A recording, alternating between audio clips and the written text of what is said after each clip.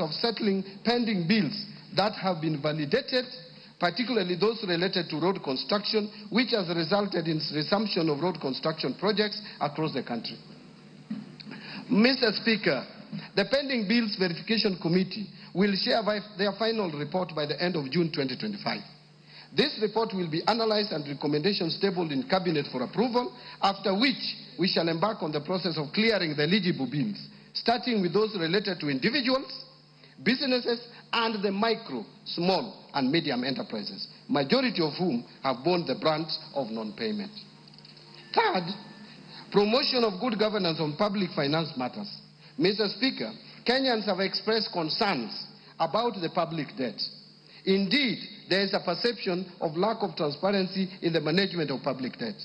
In this regard, I requested the Auditor General to conduct a comprehensive audit of public debt. This audit is currently ongoing, and once completed, the report will be shared with this House. Fourth, there has been public perception and concerns in the past that our budgets tend to be unrealistic. To address these concerns, we took a two-pronged approach. First, we adopted the zero-based budgeting, where every budget item has to be justified at the beginning of every financial year. This process was used in the preparation of the financial year 2025-2026 budget, which is the first time it is used, and which budget I submitted to this House on the 30th of April 2025. Second, in response to concerns on unrealistic revenue projections, we have reduced revenue projection to be in line with the trends. Therefore, Mr. Speaker, revenue projections in the financial year 2025-26 budget and over the medium term are consistent with the growth of the economy.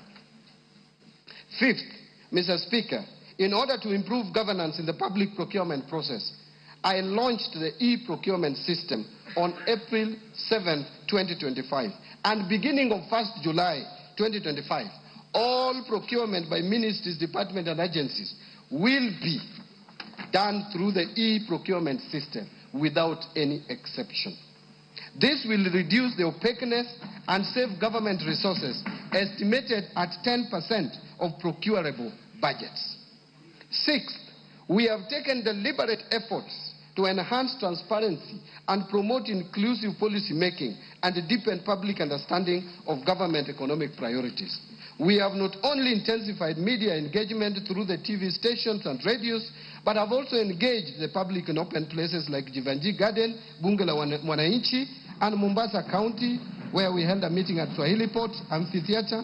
Similar engagements have also taken place in other locations in Nairobi, Mombasa, Eldoret, and Nyeri, thereby providing valuable insights and lessons which have been taken into consideration while preparing this budget. Seventh, Mr. Speaker, in order to create additional jobs for the youth, the government has begun rolling out Climate Works, a nationwide program that will engage over 110,000 youth across all 47 counties. The program started last year in Nairobi's informal settlements and has been a great success. Now it is being expanded to the rest of the country. Climate Works is designed as a social support program that gives young people paid work to improve their communities. The youth will help build roads, plant trees, and clean up the environment in their neighborhoods.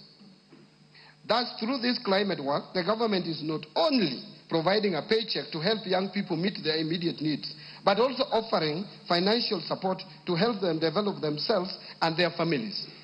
Indeed, the program enables them to save money and prepare for their next steps, including starting businesses, continuing their education, or finding long-term jobs. I encourage all our youth to register ahead of the registration deadline. Today, Mr. Speaker, having heard Kenyans